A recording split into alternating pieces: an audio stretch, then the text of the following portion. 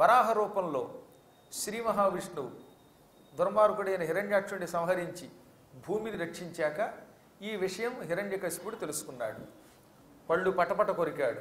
వాడి చేతిలో పెద్ద శూలం ఉండేదిట. ఆ శూలం గిరగిరా తిప్పాడు. తిప్పేమన్నాడు, రాక్షసులారా రండి రండి, మనకి జరిగిన అన్యాయం మీకు తెలుసు కదా. ఈ మధ్యకాలంలో మనం అంతకంతకి బలం పెంచుకుని విజృంభిస్తున్నాం. ఆ సమయంలో నా తమ్ముణ్ణి హిరణ్యాక్షుణ్ణి శ్రీ మహావిష్ణువు అన్యాయంగా చంపేశాడు. ఆ హిరణ్యాక్షుడు సామాన్యుడా? నాకు దమ్ముడు మీకు నెచ్చెలి రణన్యాయైక దక్షుణుడు బాహాకుంఠీకృత దేవయక్షుడు హిరణ్యాక్షుణుడు వానిన్ మహాసౌకర్యాంగముదాల్చి దానవవధూ సౌకర్యముల్ నీరుగా వైకుంఠుండు వధించి 5 నిమిషాల్లో వెళ్ళిపోతారు. ఈ సంసారంలో ఉన్న బాటసారులు కొంచెం ఎక్కువ కాలం ఉండొచ్చు. ఒక ఆవిడ భార్య, ఒకడు భర్త, పెళ్ళయ్యాక 25 ఏళ్ళో 30 ఏళ్ళో 40 ఏళ్ళో కలిసి ఉంటారు. తర్వాత ఎవరి దారిన వాళ్ళు వెళ్ళిపోతారు. భార్య వెళ్ళిపోవచ్చు, భర్త వెళ్ళిపోవచ్చు, లేక పిల్లలు పోవచ్చు, లేదా తల్లిదండ్రులు పోవచ్చు. ఎప్పుడో ఒకప్పుడు ఈ బాటసారులు ఎవరి దారిన వాళ్ళు వెళ్ళిపోతారు. శాశ్వతంగా కలిసి ఉండడం కుదురుతుందా? ఈ సంసారమే ఓ పెద్ద చలివేంద్రం. ఈ చలివేంద్రంలో ఉన్న బాటసారులే ఈ సంసారంలో ఉన్నటువంటి జీవులు. అలాగే నా తమ్ముడు నేను ఓసారి కలిసాం ఇక్కడ. నా తమ్ముడు ముందెళ్ళాడు, నేను వెనక వెడతాను. రేపు మీరు వెళ్ళిపోతారు, ఆ తర్వాత వాళ్ళు వెళ్ళిపోతారు, ఎవరి దారిని వాళ్ళు వెళ్ళిపోతారు. ఎవరు ఈ చలివేంద్రం దగ్గర శాశ్వతంగా ఉండరు. అటువంటి ఈ సంసారం కోసం ఏడవడం ఎందుకమ్మా? నా మాట విను. మహాసూరుండాతడు తద్వియోగమునకై శోకింపనీకేటికిల్. నీ కొడుకు మహావీరుడు, శత్రువుల్ని చీల్చి చెండాడాడు, విష్ణువుతో కూడా యుద్ధం చేశాడు. అంతటి వీరుడు యుద్ధంలో చచ్చిపోయినందుకు సంతోషించు, పరాక్రమంతో చచ్చినందుకు సంతోషించు. ఏడవడం ఎందుకు? ఏడవకు. పూర్వం ఉసీనరం అనే ఒక దేశాన్ని సుయజ్ఞుడు అని ఒక రాజు పరిపాలించాడు. ఆ దేశం పేరు ఉసీనర దేశం. ఇవాళ దాన్ని మనం ఇరాన్ అంటున్నామే, దాని పూర్వకాలంలో ఉసీనర దేశం అనేవారు. ఇరాన్కి తర్వాత పర్షియా తర్వాత ఇరాన్, ఇరాన్ తర్వాత రకరకాల పేర్లు రావచ్చేమో చెప్పలేం, కానీ ప్రాచీన కాలంలో దాన్ని ఉసీనర దేశం అనేవారు. ఆ ఉసీనర దేశాన్ని సుయజ్ఞుడు అని పేరు కలిగిన రాజు పరిపాలించాడు. మహావీరుడు అతడు. అతనికి చాలామంది భార్యలు ఉన్నారు, పిల్లలు ఉన్నారు. ఓసారి శత్రువులంతా కొమ్మక్కై అతని మీదకి దండయాత్రకు వచ్చారు, దాడి చేశారు. ఆ యుద్ధంలో రాజుగారు చచ్చిపోయాడు. అతడు చచ్చిపోగానే అతని సంపదలు కొల్లగొట్టి శత్రువులు వెళ్ళిపోయారు. వాడు యుద్ధరంగంలో అలా వెల్లకిలా పడి నెత్తురు గడ్డగట్టి కళ్ళు తేలవేసి పడున్నట్ట. ఆ శవాన్ని చూచి ఏడుస్తూ వాడి పెళ్ళాలు బిడ్డలు వచ్చారు.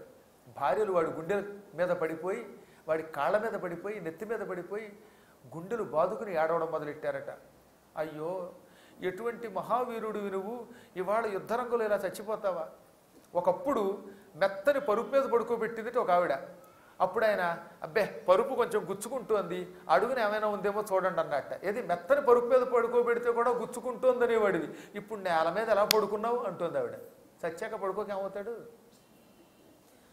హంసతూలికా తల్పం కూడా మెచ్చని నువ్వు కటిక నేల మీద పడుకుంటావా? రక్తం బయటికి కారుతూ ఉంటే కళ్ళు తేలవేసి ముయ్యకుండా, అలాగే దోమలు చేమలు కళ్ళల్లో గడిపోయినా పట్టించుకోకుండా ఉంటావా? మాతో కలిసి పిండి వంటలు భోంచేసేవే, అవన్నీ ఇవాళ విడిచిపెట్టి వెళ్ళిపోతావా అంటూ జరిగినవన్నీ తలుచుకుని ఏడవడం మొదలుపెట్టారట. అసలు ఈ చచ్చిపోయిన వాళ్ళ దగ్గర ఏడ్చే వాళ్ళ ప్రవర్తన చాలా చిత్రంగా ఉంటుందిలేండి. స్రస్తాకంపిత దీర్ఘకేశములతో సంచిన్న హారాళితో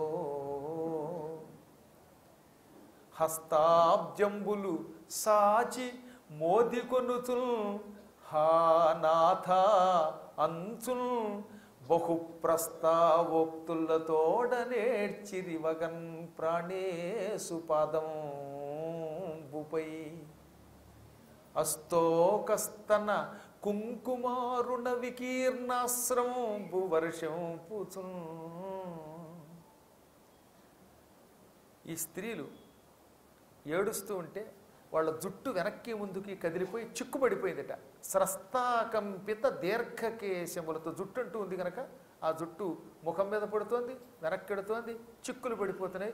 ఆ జుట్టు మధ్య మధ్యలో చూసారుగా సినిమా హీరోయిన్లు స్టేజీ మీదకి వచ్చిన దగ్గర నుంచి వెళ్ళేదాకా దిక్కుమాల జుట్టు తోసుకోవడమే. జుట్టు తోసుకోవడం, శరీరం మీద గుడ్డ ఉందో లేదో తెలియదు, అదొక కర్మ. అలా జుట్టు తోసుకుంటూ ఏడుస్తున్నారట. మెడలో గొలుసులున్నాయిగా, ఈ గుండెలు బాదుకుంటూ ఏడుస్తున్నప్పుడల్లా ఈ గొలుసులు ఒకదానికోటి తగిలి టంగు టంగ్ అని శబ్దం చేస్తున్నాయి. పూర్వం రాజుల భార్యలు కదటండి, అసలు పూర్వం అందరికీ గొలుసులు ఉండేవి. అందులో మహారాజు గారి భార్యలు కనుక బోలెడని నగలు ఉన్నాయి. ఈ నగలు ఒకదానికోటి టిక్ టిక్ అని కొట్టుకుంటున్నాయట. అలా గొలుసులు చిక్కుబడి శబ్దం చేస్తూ ఉండగా, జుట్టు చిక్కులు పడుతూ ఉండగా, ముఖం మీదకి పడుతూ ఉండగా ఏడుస్తున్నారు వాళ్ళు. ఈ చేతులు తామర పువ్వుల్లో ఉన్నాయి, ఎర్రని చేతులు వాళ్ళవి. శుతిమెత్తనైన చేతులు గుండెల మీద కొట్టుకుంటూ బాదుకుంటూ పోయావా పోయావా అని ఏడవడం మొదలెట్టారట. హా నాథ, భర్త, ఏమండోయ్ దిక్మాలవాడ, ఇలా రకరకాల శబ్దాలతో ఏడవడం మొదలుపెట్టారు. బహుప్రస్తావోక్తులతో ఏడ్చారు, అది కూడా రకరకాల ప్రస్తావాలతో ఏడ్చారట. అంటే ఏమిటంటే బతుకున్నప్పుడు చేసినవన్నీ గుర్తుకొస్తాయి చచ్చిపోయాక. ఏమండి మీరు ఎంత మంచివారండి, ఆ రోజు నన్ను తీసుకెళ్ళి బంగారం గొలుసు పెట్టారు, ఇక నాకు ఎవరు గొలుసు చేసి పెడతారండి అని ఒక ఆవిడ. ఇద్దరం కలిసి ఆ ఇడ్లీ తినేవాళ్ళం, ఇప్పుడు ఆ ఇడ్లీ నేను ఒక్కదాన్నే తినాలా అని ఒక ఆవిడ. ఎప్పుడు చూసినా అరటిపండు తొక్క నువ్వు తిని పండు నాకు పెట్టేవాడివి, ఇప్పుడు ఆ తొక్క పండు నేనే తినాలా అని ఒక ఆవిడ. ఇలా ఏవో గుర్తుకొస్తాయి కదండి.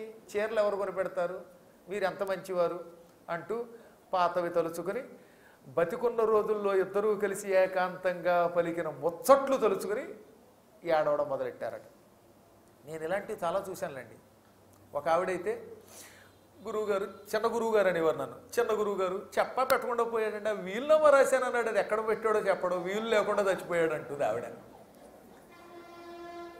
ఎమ్మ చచ్చిపోయి వాడుంటే వీలునామా అని ఏడుస్తామంటే, ఆహాండి ఎప్పుడైనా పట్టుకుపోవలసిందే కదండి వీలునామా అండి, అది లేకపోతే నేను ఎలా బతుకుతానండి. అవునండి మీరు ఇన్ని పురాణాలు చెబుతారు కదా, మీ దివ్య దృష్టితో మా ఆయన వీలునామా ఎక్కడెట్టాడో తెలుసుకోలేరా అంది. ఏది నా దివ్య దృష్టి ఉపయోగించి ఆవిడ వీలునామా కనిపెట్టాలట నేను. ఇవన్నీ బహుప్రస్తావాలు అన్నమాట. వీటితో ఏడవడం మొదలెట్టారు. అది కూడా ఎలాగా, అస్తోకస్తన కుంకుమారుణ వికీర్ణాశ్రంబు వర్షింపుచం. వాళ్ళకి కన్నీళ్ళు వస్తున్నాయి. పూర్వం ముత్తైదువులు 5 చోట్ల తప్పక కుంకుమ పెట్టుకునేవారు.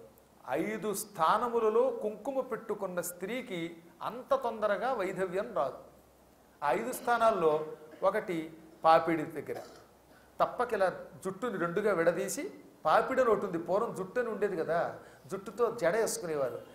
అందువల్ల జడున్న రోజుల్లో ఎక్కడో బొట్టు పెట్టుకునేవారు. పతివ్రతలను ఉండేవారులేండి, అందుకని వాళ్ళు ఇక్కడ బొట్టు పెట్టుకునేవారు. ఆ తర్వాత 2వ బొట్టు కనుబొమ్మల మధ్యలో పెట్టేవారు. 3వ బొట్టు కంఠస్థానం దగ్గర ఉన్న గుంటలో పెట్టేవారు. 4వది వక్షస్థలం మీద కుంకుమ పూసుకునేవారు. 5వది నాభి బొడ్డు దగ్గర పెట్టుకునేవారు. ఇప్పుడు వీళ్ళంతా వక్షస్థలం మీద కుంకుమ పెట్టుకున్నారు, కన్నీళ్లు కారుస్తున్నారు కదా. ఈ కన్నీళ్లు వక్షస్థలం మీద పడి ఆ వక్షస్థలం మీద ఉన్న కుంకుమతో కలిసిపోయాయి. ఈ కన్నీళ్లు కుంకుమ కలిసి ఎర్రని నీరు కింద కారుతోందిట. అది చూడడానికి ఎలా ఉందో తెలుసునా, వాళ్ళు ఏడవడం బదులుగా రక్తమే కన్నీరు కింద కారుస్తున్నారేమో అన్నట్టుగా ఉందట. అస్తోక స్తన కుంకుమ అరుణ వికీర్ణ అస్రంబు వర్షింపుచున్నాడు ఆయన. ఎడతెరపి లేకుండా కన్నీళ్లు పెడుతూ ఉంటే ఆ కన్నీళ్లు వక్షస్థలం మీద పడి ఆ వక్షస్థలం మీద ఉన్న కుంకుమతో కలిసి ఆ ఎర్రని నీరు నిరంతరం కిందకి జారిపోతున్నది. అలా ఏడుస్తున్నారట వాళ్ళు. ఇంతలో అక్కడికి వచ్చాడు యముడు. యముడు యుద్ధంలో చచ్చిపోయిన వాడి ప్రాణం తీసి దాన్ని ఒక శరీరంలో ప్రవేశపెట్టి వాడిని వీరస్వర్గానికి పంపుతాడు. యుద్ధంలో చచ్చిపోయిన వాడు స్వర్గానికి వెళ్ళాడు, వీరస్వర్గానికి ఎడతాడు. వీరస్వర్గం అంటే తాత్కాలికం అన్నమాట, తాత్కాలికం. అది ఎలక్షన్లకు ముందు చూసారా, కొంతమందికి మినిస్టర్షిప్ ఇస్తారు ఓట్ల కోసం. ఆ మినిస్టర్షిప్ ఎంతకాలం ఉంటుంది, ఆ మొహం 5-6 నెలల్లో ఎలక్షన్. అలాగా యుద్ధంలో చచ్చిన వాడు టెంపరీ స్వర్గానికి ఎడతాడు, దానికి వీరస్వర్గం అని పేరు. ఆ వీరస్వర్గానికి యముడే దగ్గరుండి తీసుకెడతాడు.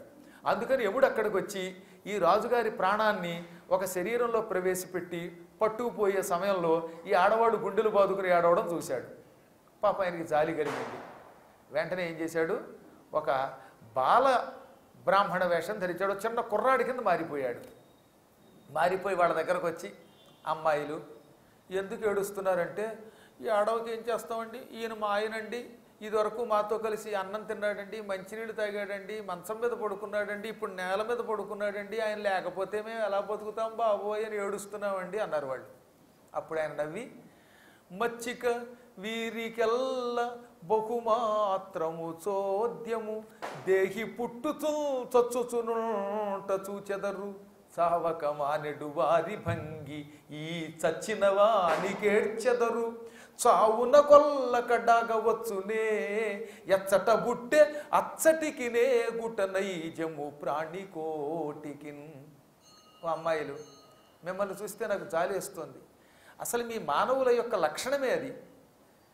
ఎవడన్నా చచ్చిపోతే ఏడుస్తారు, పుడితే కాసేపు ఆనందిస్తారు, మళ్ళీ అందులో కూడా నీకు ఇష్టమైన వాడు పుడితే ఆనందిస్తావు, ఇష్టం లేని వాడు పుడితే ఏడుస్తావు. కొంతమందికి ఆడపిల్లలు పుడితే ఏడుపు, కొందరికి మగపిల్లలు పుడితే ఏడుపు, అసలు పుట్టకపోతే కొందరికి ఏడుపు. ఇలా ఎప్పుడు ఏడుస్తూనే ఉంటారు. ఓసి పిచ్చి పీనుగుల్లారా, మీరు ఈ ప్రపంచాన్ని ఎంతో కాలం నుంచి చూస్తున్నారు కదా, మీకు తెలియదా? ఈ భూమి మీద జీవులు పుడుతూ ఉంటారు, కొంతకాలం పెరుగుతూ ఉంటారు, సంబంధ బాంధవ్యాలు ఏర్పాటు చేసుకుంటారు, సంపాదిస్తారు, సుఖాలు పొందుతారు, దుఃఖాలు పొందుతారు, ఆ తర్వాత శరీరం ఇక్కడే విడిచిపెడతారు, వీళ్ళ ఆత్మ మాత్రం వెళ్ళిపోతూ ఉంటుంది. ఎక్కడ నుంచి మానవుడు ఇక్కడికి వచ్చాడో మళ్ళీ అక్కడికి వెళ్ళక తప్పదు. ఊర్ధ్వలోకాల నుంచి భూలోకానికి వచ్చి పుట్టాడు వీడు, మళ్ళీ అక్కడికి వెళ్ళాలి. ఎచ్చట పుట్టే అచ్చటికి నేగుట నైజము ప్రాణికోటికిన్. పద్మాకర్ గారు ఉపన్యాసం చెప్పడానికి ఏలూరు నుంచి వచ్చారు. 7 రోజులు అయ్యాక ఇక్కడ ఉంటానంటే ఎవడు ఒప్పుకుంటాడు? ఈ 7 రోజులు ఉండడానికి నానాయాతన అవుతుంటే 8వ రోజులు కూడా నేను ఉంటానండి అంటే గజగజలు ఆడిపోరు. అంటే మీరు మంచివాళ్ళు ఉండనిస్తారు, ఒకవాళ్ళు ఉండనిచ్చి నేను ఉంటానా? అక్కడి నుంచి వచ్చాడు, అక్కడికి పోక తప్పదు. ఆఖరికి మనలో కొంతమంది గురువుగారు పగలు భోజనం పెడుతున్నారు కాబట్టి ఇక్కడ ఉంటామండి, రాత్రికి మాత్రం కాస్త ఇంటికి పోయి చక్క అక్కడ పడుకుని మళ్ళీ పొద్దున్న వస్తూనే ఉంటున్నారా లేదా? మీ ఇంటి నుంచి ఇక్కడ పురాణం వినడానికి వచ్చి మళ్ళీ రాత్రికి వెళ్ళిపోవడంలా ఇక్కడే పడుకుంటామంటే వాళ్ళకి కష్టం, మీకు కష్టం. పాపం దోమలకు మాత్రం ఇష్టం, వాటికి ఫ్రీ భోజనం, మన రక్తం కొంచెం కొంచెం తాగచ్చు. అందులో గడియలేని రూమ్ అనుకోండి, గొడవ లేదు, గడికి అందులోకి వచ్చి దోమలు పీకుతూ ఉంటాయి. కాబట్టి ఏమిటనమాట, ఎక్కడి నుంచి వచ్చాడో ఎవడైనా అక్కడికి పోక తప్పదు. ఎచ్చట బుట్టి అచ్చటికి నేగుట నైజము ప్రాణికోటిని. వీడు పుట్టాడు, చావక తప్పదు. వీడి కోసం మీరు ఏడుస్తున్నారు, రేపు మీరు చావక తప్పదని గ్రహించండి. ఏడ్చేలోపు ఈ గంటలో మీ ఆయువు 1 గంట పోయింది, మీ యొక్క ఆయువు దగ్గరకి వస్తోంది, మృత్యువు దగ్గరకు వస్తోంది, మీకు తంట వస్తోంది. ఏడుస్తూ ఏడుస్తూ అనవసరముగా కాలము వ్యర్థం చేసి చావకండి. మీరు కూడా రేపు పోక తప్పదని గ్రహించండి. మీకు ఒక కథ చెబుతున్నాను వినండి అని యముడు మళ్ళీ ఇంకో కథ చెప్పాడు. పూర్వం ఒక అడవి ఉన్నది. ఆ అడవిలో ఓ బోయవాడు పిట్టలు పట్టుకోవడానికి వచ్చాడు. అక్కడ ఒక చెట్టు ఉంది. ఆ చెట్టు మీద 2 కుళింగ పక్షులు ఉన్నాయి. ఆ కుళింగ పక్షులు అంటే అడవి పిచ్చుకలు, పెద్ద పెద్ద పిచ్చుకలు ఉంటాయి సరే, అడవి పిచ్చుకలు, వాటిని కుళింగ పక్షులు అంటారు. ఈ అడవి పక్షుల జంట ఓ చెట్టు మీద గూడు కట్టుకుని ఆ గూట్లో గుడ్లు పెట్టాయి. ఆ గుడ్లు పెరిగాయి, అందులోంచి పిల్లలు వచ్చాయి. పాప ఇంకా రెక్కలు రాని పిల్లలు. అందుకని ఈ తల్లి పక్షి తండ్రి పక్షి రోజు అక్కడ ఇక్కడ ఆహారం పట్టుకొచ్చి పిల్లల నోట్లో పెడుతూ ఉండేవిట. ఇంతలో దుర్మార్గుడు బోయేవాడు అక్కడికి వచ్చాడు. పిట్టల్ని పట్టుకుని జంతువుల్ని చంపే దుర్మార్గుడైన బోయేవాడు వేటకొచ్చి అందులో ఆడపిట్టని వల వేసి పట్టేశాడు. వల వేసి ఆ వలలో దొరికిందని రెక్కలు విరిచేసి మరీ బొట్లో వేశాట. రెక్కలుంటే ఎగిరిపోతుందని రెక్కలు పటక్కని పీకేసి బతికొండగానే బొట్లో వేశాడు. పాపం దాన్ని మగపక్షి చూసింది. ఆ మగపక్షికి భార్య అంటే చాలా ఇష్టం. కొంతమంది భర్తలు భార్యను ఎంతో ప్రేమగా చూస్తారన్నమాట. నేను అలాంటి వాడిని కూడా చూశా.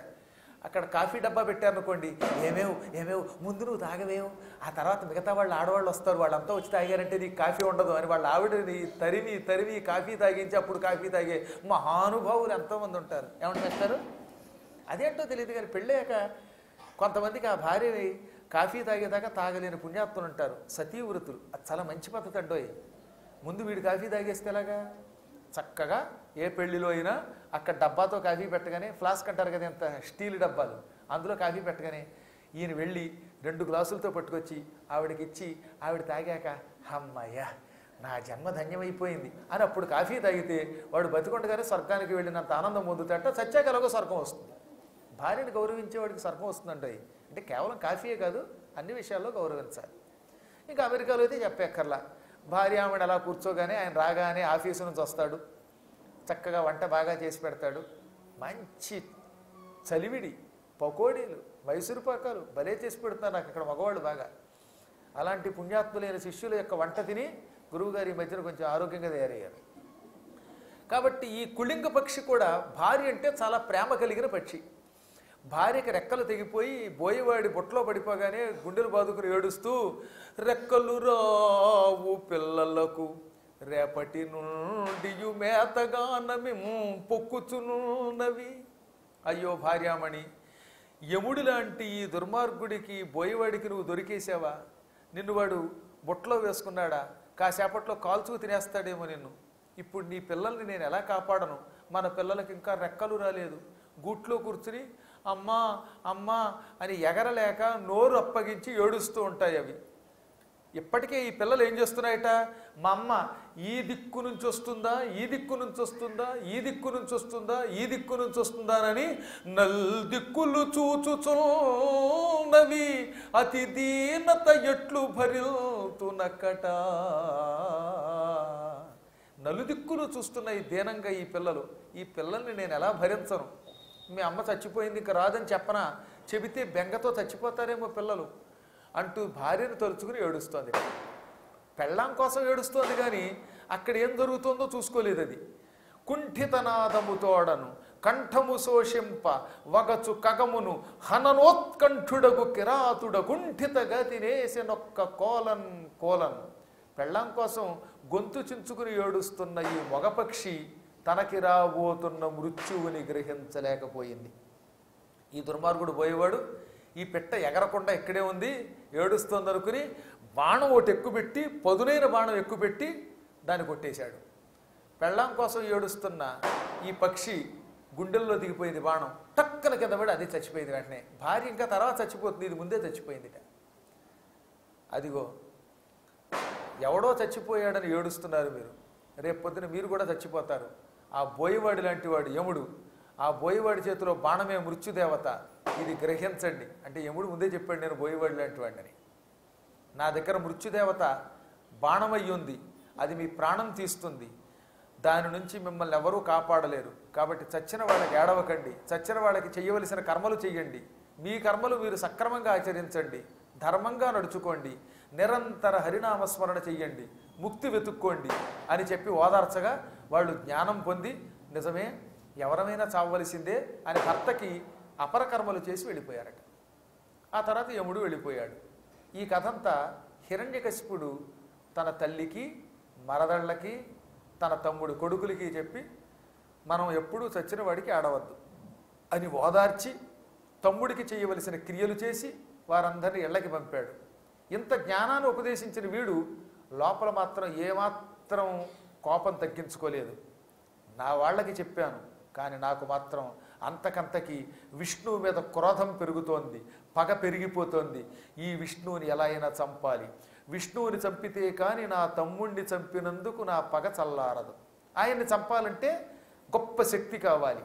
అజరామర భావంబును త్రిజగద్విజయంబు, ముసలితనం చావు లేని స్థితి రావాలి, నాకు చావు లేకుండా చేసుకోవాలి, వార్ధక్యం రాకూడదు, త్రిజగద్రాజ్యాన్ని పరిపాలించే శక్తి కావాలి, అప్రతిద్వంద్వం, నాకు రెండో వాడు ఉండకూడదు, తిరుగులేని వాడిని అవ్వాలి, నాకు సాటి మరొకడు ఉండకూడదు.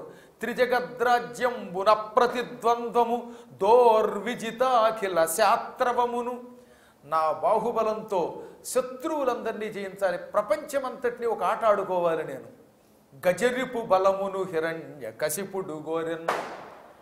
గజము అంటే ఏనుగు, గజరిపు అంటే ఏనుగులకు